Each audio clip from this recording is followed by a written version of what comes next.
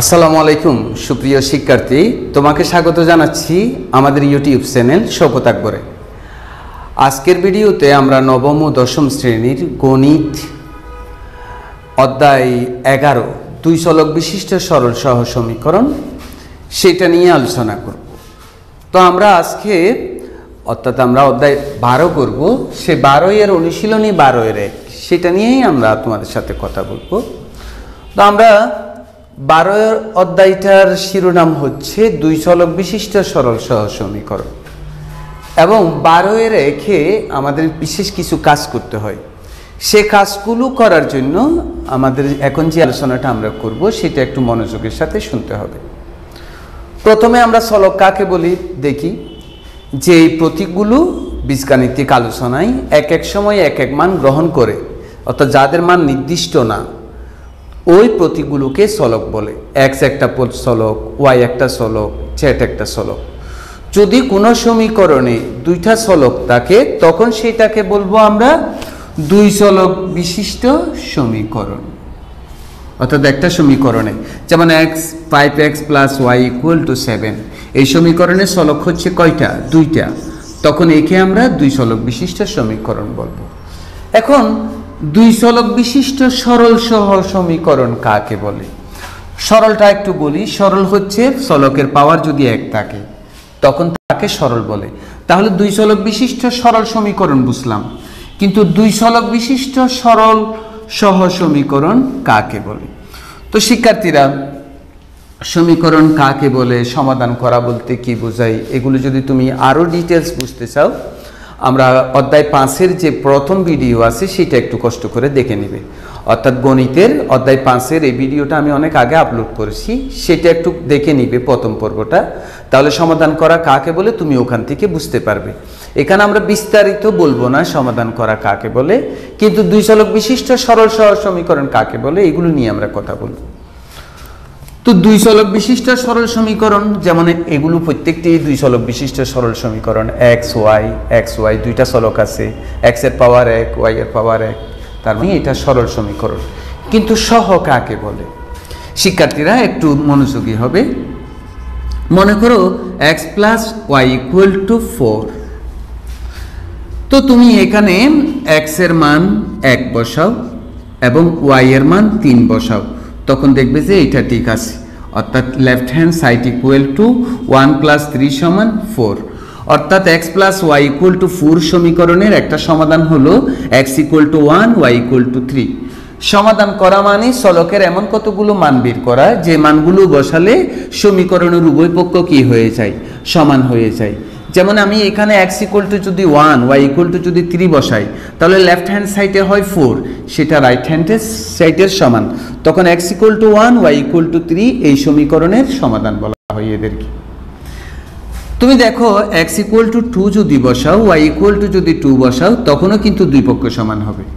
তুমি যদি x = 3 বসাও, y = যদি 1 বসাও, তখনও কিন্তু এই সমীকরণ ঠিক থাকবে।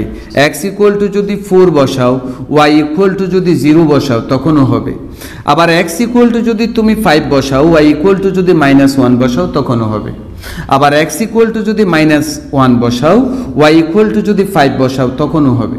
আবার x = যদি তুমি -2 বসাও, y = যদি +6 বসাও, তখনও হবে। তার মানে এই সমীকরণের অসংখ্য সমাধান সম্ভব। তার মানে এই সমীকরণের নির্দিষ্ট কোনো সমাধান নেই, সমাধান অনির্দিষ্ট, অসংখ্য। অর্থাৎ এগুলো সবগুলো কিন্তু এই সমীকরণের সমাধান। এটা না, আরও বহুত আছে, আরও অনেক বের করা যাবে। আমরা আরেকটা সমীকরণ দেখি। মনে করো x - y = 2। তো এখানে যদি আমি x = 1 বসাই, y = যদি আমি -1 বসাই, তাহলে এটা left hand side right hand সাইডের সমান হয় কিভাবে? 1 - 1, 1 + 1 = 2 = রাইট হ্যান্ড সাইড। আমি আবার x = যদি 2 বসাই, তখন y = যদি কি বসাই? x = 2 বসিয়েছি, y = যদি আমি কি 0 বসাই, তখনও কিন্তু এইটার বাম পক্ষ ডান পক্ষের সমান হয়। তার মানে এটাও এটার একটা সমাধান। আমি যদি আবার x = 3 বসাই, y = যদি 3 বসাই, তখনও এটা সমান হয়। আবার আমি x = যদি 4 বসাই, y = যদি কি বসাই, এই 2 বসাই তখনও হয়। আবার আমি x ইকুয়াল টু যখন 5 বসাই, y ইকুয়াল টু যখন 3 বসাই তখনও কিন্তু এইটা এই সমীকরণের সমাধান। আমি যদি আবার x ইকুয়াল টু 6 বসাই, y ইকুয়াল টু যদি 4 বসাই তখনও এই সমীকরণের এটা সমাধান। আমি যদি x ইকুয়াল টু -1 বসাই, y ইকুয়াল টু যদি আমি কি বসাই যে -3, তখনও কিন্তু এইটা এই সমীকরণের সমাধান হয়। তার মানে এই সমীকরণের সমাধানও অসংখ্য, এই সমীকরণেরও সমাধান অসংখ্য। দেখো এই সমীকরণের যে রকম অসংখ্য সমাধান আছে, এই সমীকরণেরও অসংখ্য সমাধান আছে। তুমি যদি দুটোটা সমীকরণ একটু ভালো করে খেয়াল করো তাহলে কিন্তু তুমি একটা জিনিস দেখতে পাবে। কি দেখতে পাবে? সেটা হচ্ছে এই জায়গায়, এই জায়গায় দেখো, এই জায়গায় দেখো, এই জায়গায় দেখো। অর্থাৎ তুমি এই দুটোটা যদি তুমি পাশাপাশি দেখো, এই সমীকরণের সমাধান x equal to 3 y equal to 1, আবার এই সমীকরণের সমাধান x equal to 3 y equal to 1, common সমাধান কিন্তু দুটোটার। তো তুমি যখন x plus y equal to 4, x minus y equal to 2 ধরো, তখন এই দুইটা সমীকরণের শুধু একটা সমাধানই থাকবে, x equal to 3 y equal to 1। দেখো 3 এর একে 4, 3 থেকে 1 গেলে 2, এবং এইটা দুটোটার জন্যই সত্য হয়। তখন এই দুইটা সমীকরণকে বলা হয় সহ সমীকরণ। তাহলে সহ সমীকরণ মানে এখানে দুইটা সমীকরণ থাকবে এবং ওই দুইটা সমীকরণের একটা সমাধান থাকবে, তখন ওই সমীকরণ দুটোটাকে আমরা বলবো সহ সমীকরণ। আমরা কথাটা আবার বুঝতে চেষ্টা করছি। x প্লাস y এর অসংখ্য সমাধান আছে, x minus y equal to 2 সমীকরণেরও অসংখ্য সমাধান আছে, x plus y equal to 4 এই সমীকরণের অসংখ্য সমাধান আছে, আবার x minus y equal to 2 এই সমীকরণেরও অসংখ্য সমাধান আছে। কিন্তু আমি দেখতেছি এই দুইটা সমীকরণের কমন সমাধান হলো x equal to 3 y equal to 1। আমি যদি দুটোটা সমীকরণকে একত্রে নিই তাহলে এই দুটোটা সমীকরণ এই সমাধানের জন্য ঠিক হয়। অর্থাৎ এই দুইটা সমীকরণের শুধু একটা সমাধান আছে, তখন ওই সমীকরণ দুটোটাকে সহ সমীকরণ বলে। তাহলে দুই চলক বিশিষ্ট সরল সহ সমীকরণের মানে কি? সমীকরণ দুটোটাতে দুইটা চলক থাকবে এবং ওই দুটোটার একটা নির্দিষ্ট সমাধান থাকবে, শুধু একটা সমাধান থাকবে, একাধিক সমাধান থাকবে না, তখন ওই সমীকরণ দুটোটাকে সরল সহ সমীকরণ বলবো। তাহলে আমরা কি বুঝবো? দুই চলক বিশিষ্ট সরল সহ সমীকরণ মানে সমীকরণ থাকবে দুইটা, চলক থাকবে দুইটা এবং ওই দুটোটার শুধু একটা সমাধান থাকবে। এখন শিক্ষার্থীরা কথা হলো, এক জোড়া সমীকরণ যদি এক জোড়া সমীকরণ যদি দুই চলক বিশিষ্ট হয়, এদের সমাধান কিন্তু থাকতেও পারে নাও থাকতে পারে। আমরা কি বলছি? সরল সহ সমীকরণ হওয়ার শর্ত কি? দুটোটা সমীকরণের একটার সমাধান থাকবে। কিন্তু অনেক সময় হয় কি, এক জোড়া সমীকরণেই থাকে কিন্তু এগুলোর সমাধান অনেক সময় থাকে, অনেক সময় আবার থাকে না। অনেক সময় একটা সমীকরণ সমাধান থাকে, আবার অনেক সময় একাধিক সমাধান থাকে। এই ব্যাপারটাকে বলা হয় সমীকরণের সমাধান যোগ্যতা। সমীকরণের সমাধান যোগ্যতা। সমীকরণের সমাধান যোগ্যতা মানে সমীকরণগুলোর সমাধান আছে কি না সেটা চেক করা। তো আমরা 12-এর 1 অনুশীলনীতে সরল সহ সমীকরণগুলোর সমীকরণ যোগ্যতা আছে কিনা সেটা টেস্ট করব। অর্থাৎ আমরা টেস্ট করব সরল সহ সমীকরণগুলোর সামঞ্জস না অসামঞ্জস। সামঞ্জস মানে এর সমাধান আছে কি নাই, 2 এরা কি পরস্পর নির্ভরশীল, 3 এগুলোর কয়টা করে সমাধান আছে, এটাকে একত্রে বলা হয় সমীকরণের সমাধান যোগ্যতা। অর্থাৎ অনুশীলনী 12.1-এ আমরা এইটাই শিখব যে এখানে যে সমীকরণ জোটগুলো থাকবে, সমীকরণ জোট বলতে দুইটা সমীকরণকে একত্রে বোঝাচ্ছি, ওই সমীকরণ জোটের সমাধান আছে কিনা। সমাধান যদি থাকে তারা সমঞ্জস, সমাধান যদি না থাকে তারা অসমঞ্জস। এরা নির্ভরশীল কিনা, একটার উপর নির্ভরশীল না অনির্ভরশীল। যদিও বা তারা সমঞ্জস হয়, এগুলোর সমাধান কয়টা, একটা না একাধিক, এগুলোর সমাধান সংখ্যা নির্দেশ করো। শিক্ষার্থীরা, সমীকরণের সমাধান যোগ্যতা এইটা আলোচনা করার জন্য আমাকে আরো কিছু ব্যাপার বুঝতে হবে। অর্থাৎ আমরা এখন আলোচনা করব সমীকরণের সমাধান যোগ্যতা, অর্থাৎ কোন সমীকরণ জোটগুলোর সমাধান আছে অথবা সমাধান নাই। এটাকেই আমরা সংক্ষেপে বলছি সামঞ্জস্য ও অসামঞ্জস্য। সমাধান থাকলে সেটা সামঞ্জস্য, সমাধান না থাকলে সেটা অসামঞ্জস্য। আবার অনেক সময় দুইটা সমীকরণ নির্ভরশীল হয়। কিভাবে হয় এটা একটু করে বলছি। আবার সমাধান একটাও থাকতে পারে, অসংখ্য থাকতে পারে। এই তিনটা আলোচনা করাকেই বলা হয় সমীকরণের সমাধান যোগ্যতা। অর্থাৎ আমাকে দেখতে হবে সমীকরণ জোটটা কি, সেটা কি সমঞ্জস না অসমঞ্জস, সেগুলো কি নির্ভরশীল না অনির্ভরশীল, সেগুলার কি একটা সমাধান আছে না অসংখ্য সমাধান আছে। তো সেটা জানার জন্য আমরা একটা সমীকরণ নিই। মনে করি -3x + 2y = -5। এই সমীকরণে x এর সহগ হচ্ছে 3 হচ্ছে x এর সহগ, আবার 2 হচ্ছে y এর সহগ। তো আমরা এটাকে এইভাবে প্রকাশ করব x by = c। তো এখানে তো সমীকরণ জোট, দুইটা সমীকরণ থাকবে। তো দুটোটাকেই যদি আমি এইভাবে প্রকাশ করি তাহলে তো সমস্যা। এই জন্য আমরা এক জায়গায় 1 ইউজ করব আর এক জায়গায় 2 ইউজ করব। তো 1 এবং 2 মানে কি? a1 মানে হলো 1 নম্বর সমীকরণের x এর সহগ। a1 মানে হলো 1 নম্বর সমীকরণের x এর সহগ। ঠিক অনুরূপভাবে b1 মানে হলো 1 নম্বর সমীকরণের y এর সহগ। আর যে পথটা দেখো শিক্ষার্থীরা, আমরা বীজগণিতে দুই ধরনের প্রতীক নিয়ে আলোচনা করি। এক ধরনের প্রতীকগুলোকে বলা হয় চলক, আবার আরেক ধরনের প্রতীকগুলোকে বলা হয় ধ্রুবক। তো যে বীজগণিতের আলোচনায় যে প্রতীকগুলো একটা নির্দিষ্ট মান থাকবে, এরা এক এক সময় এক এক মান গ্রহণ করে না, তখন তাদেরকে আমরা ধ্রুবক বলবো। যেমন সংখ্যাগুলো হলো প্রত্যেকটাই এক একটা ধ্রুবক। তো এই যেমন এই সমীকরণের ধ্রুবক হচ্ছে -5 তো এই c1 হবে প্রথম সমীকরণের ধ্রুবক। তার মানে a2 হবে দ্বিতীয় সমীকরণের x এর সহগ। তার মানে b2 হবে দ্বিতীয় সমীকরণের y এর সহগ। তার মানে c2 হবে দ্বিতীয় সমীকরণের ধ্রুবক। তো আমরা এটা খুব ক্লিয়ার রাখবো। a1 প্রথম সমীকরণের x এর সহগ, b1 প্রথম সমীকরণের y এর সহগ, c1 প্রথম সমীকরণের ধ্রুবক, a2 দ্বিতীয় সমীকরণের x এর সহগ, b2 দ্বিতীয় সমীকরণের y এর সহগ, c2 দ্বিতীয় সমীকরণের ধ্রুবক। তো আমরা যখন সমীকরণের সমাধান যোগ্যতা আলোচনা করব তখন ওই সমীকরণ দুটোটার a1 বুঝতে হবে তোমাকে, b1 বুঝতে হবে তোমাকে, c1 বুঝতে হবে, a2 বুঝতে হবে, b2 বুঝতে হবে, c2 বুঝতে হবে।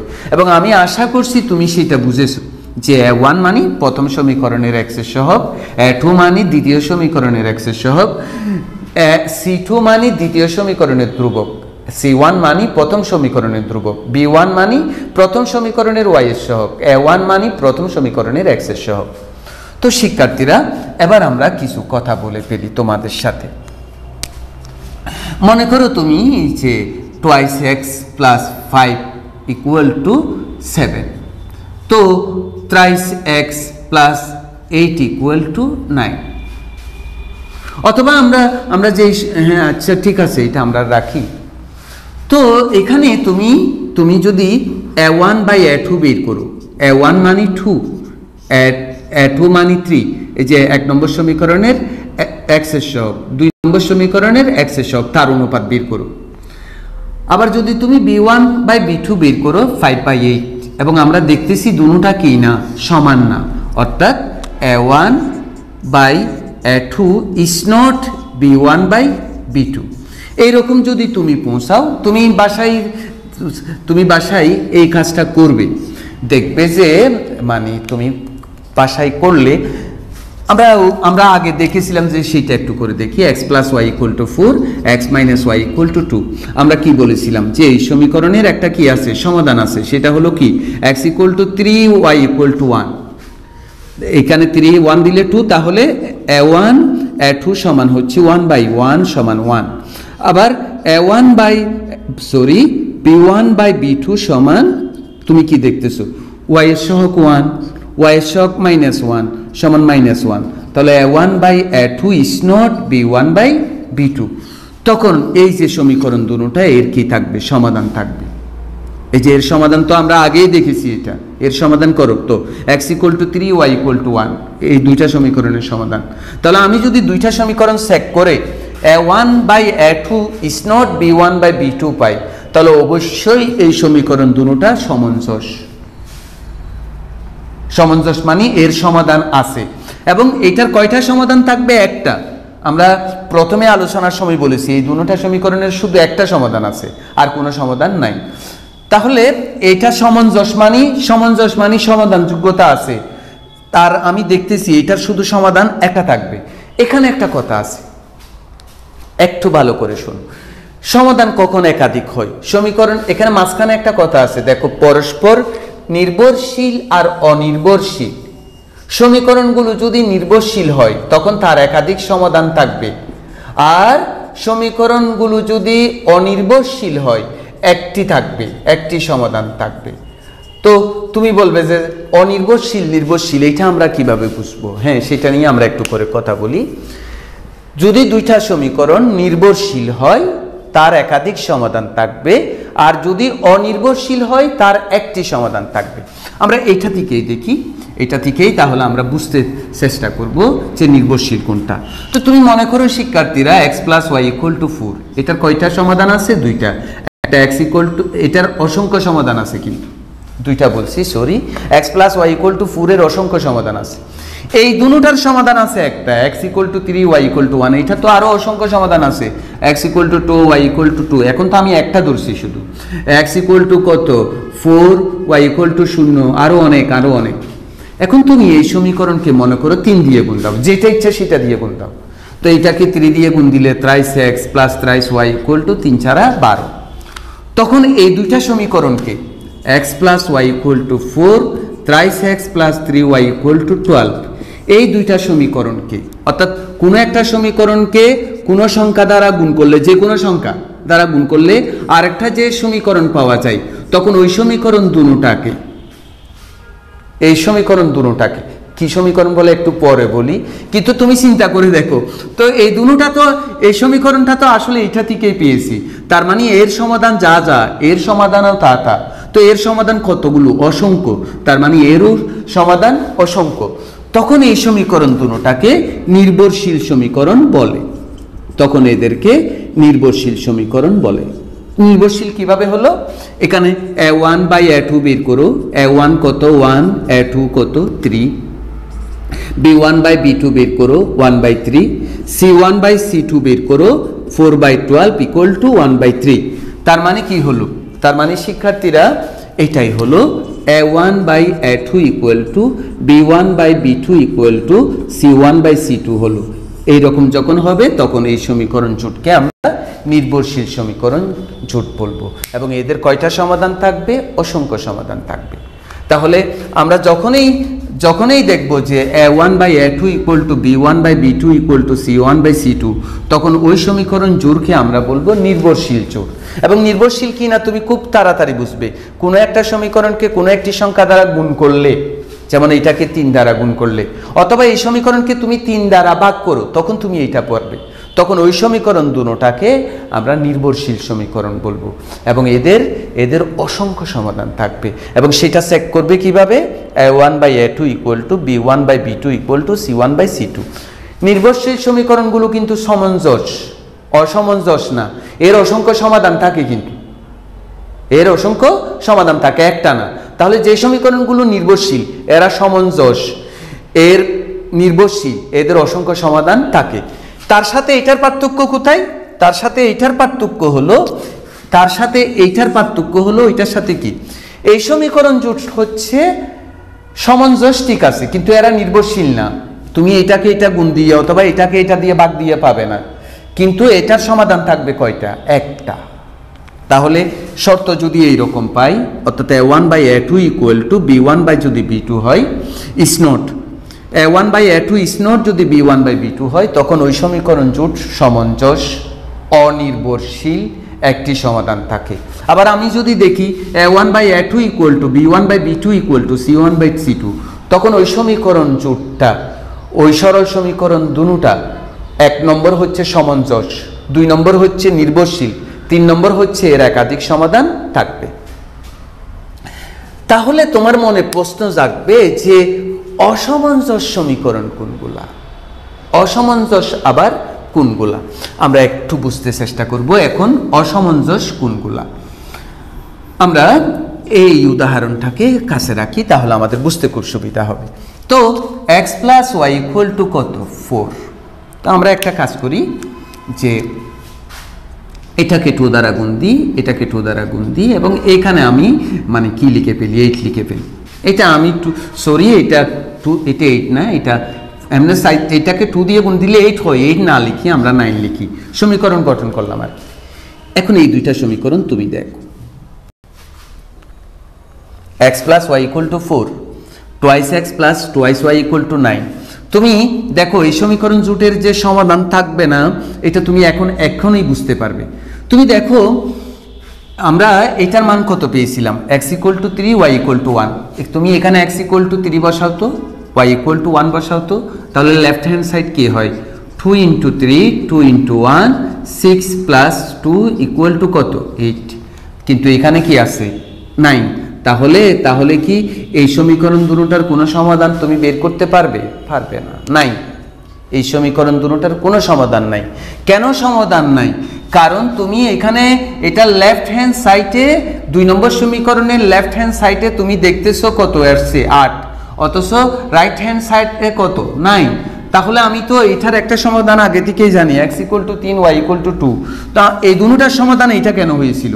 এটা এখানে বসাইলো রেজাল্ট পেয়েছি, এখানে রেজাল্ট বসাইলো পেয়েছি, যে কিন্তু এই দুটোটাতে কোনো অবস্থাতেই তুমি পাবে না।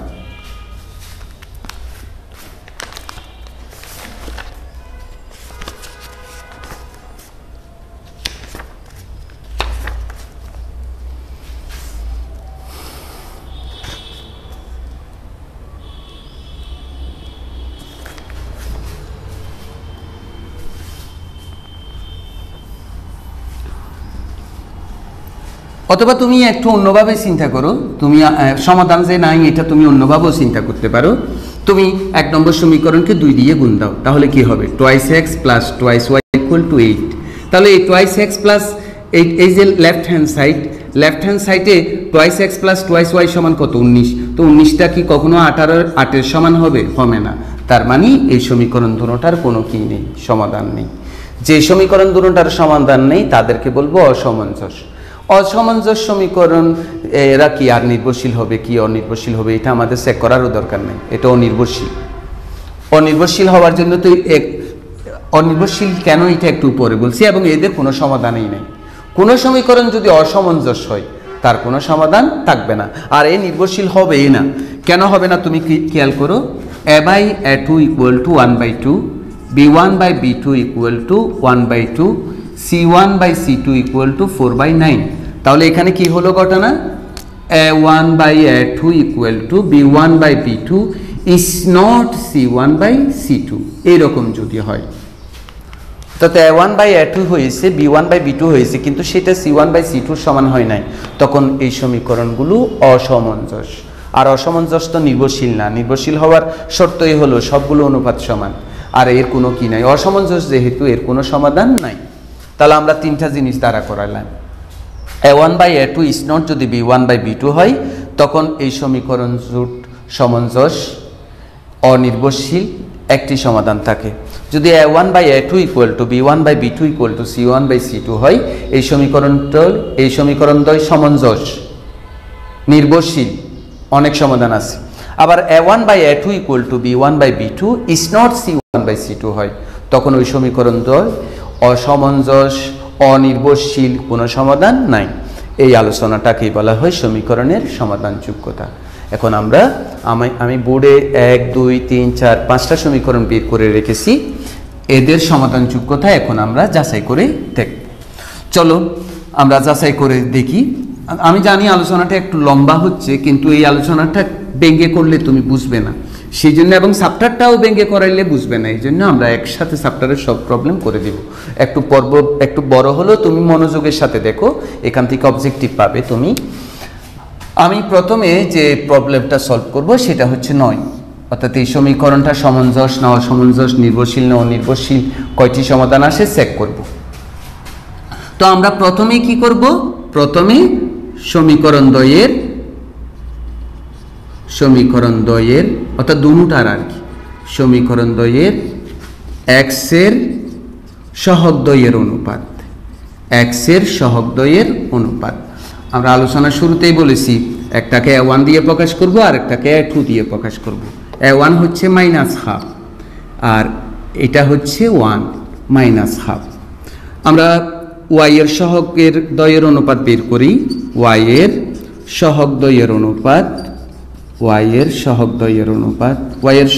অনুপাত b1/b2।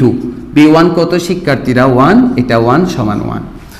তুমি এর দূর দেখবে, এর দূর দেখে তুমি যেই মাত্র দেখবে যে a1/a2 ইজ নট b1/b2।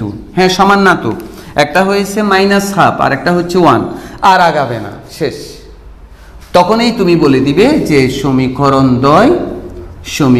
দ্বয় 1 নম্বর অবশ্যই সমঞ্জস, তুমি এতক্ষণ বুঝেছো। তারপর অনির্ভরশীল, নির্ভরশীল তো নয়, এটা আমরা আলোচনা করেছি। অনির্ভরশীল এবং কয়টি সমাধান আছে? এবং একটি সমাধান আছে। আশা করি তুমি বুঝছো।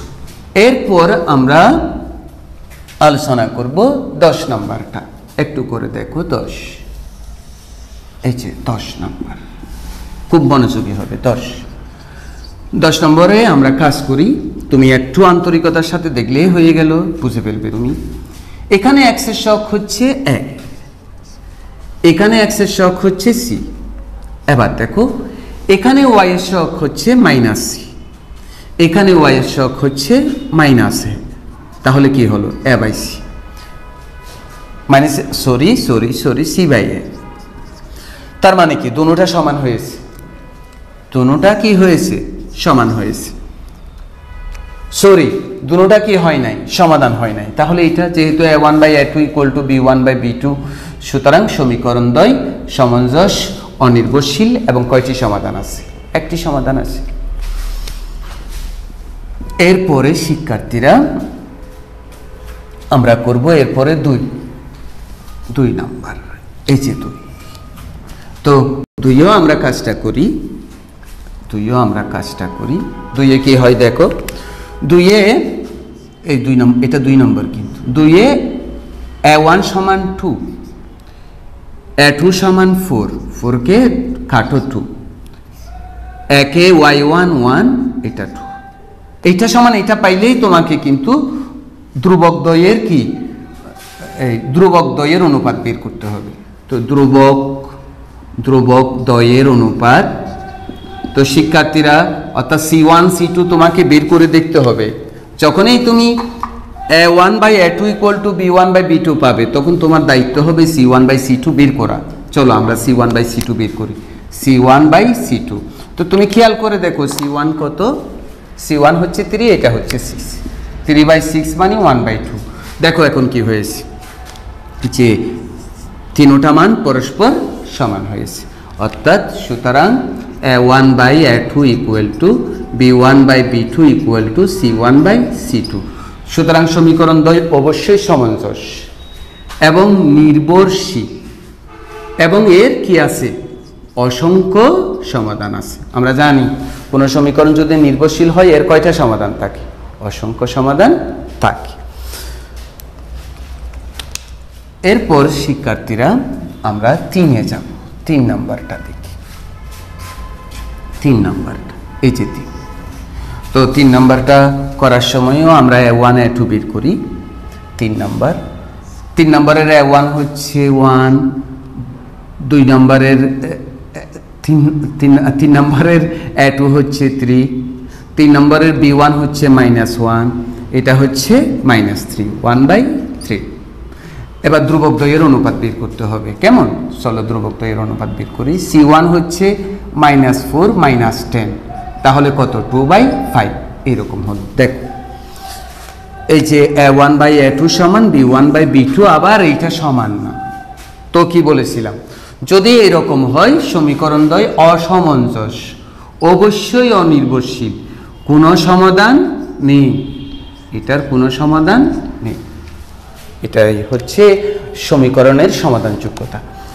এরপর আমরা 5-এ যাই, 5-এর কাজ করি। এরপর আমরা 5-এর কাজ করব। 5 কি বলছে দেখো, x এর 5 নাম্বার করতেছি আমরা।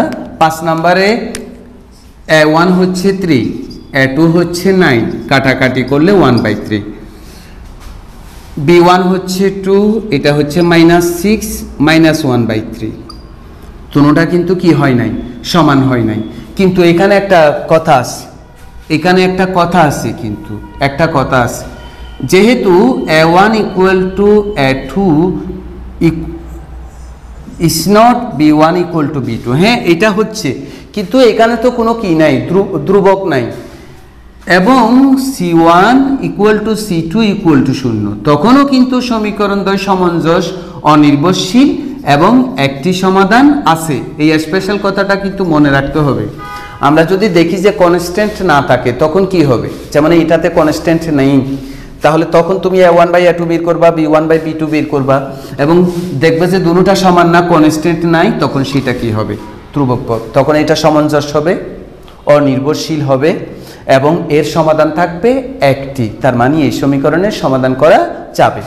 তো শিক্ষার্থীরা, আমি আরও একটা কথা বলি, a1 = a2 = b1/b2, এবং তুমি যদি দেখো যে c1 c2 = 0, তখনও কিন্তু এই সমীকরণ দুটোটা সমঞ্জস, নির্ভরশীল, একাধিক সমাধান থাকবে। এটা মনে রাখতে হবে। যদি এমন দেখো যে এই দুটোটা সমান হয়েছে, c1 c2 দুটোটার মান 0, তখন কিন্তু এই সমীকরণ দ্বয় সমঞ্জস, নির্ভরশীল, এবং এর কি থাকবে, অসংখ্য সমাধান থাকবে।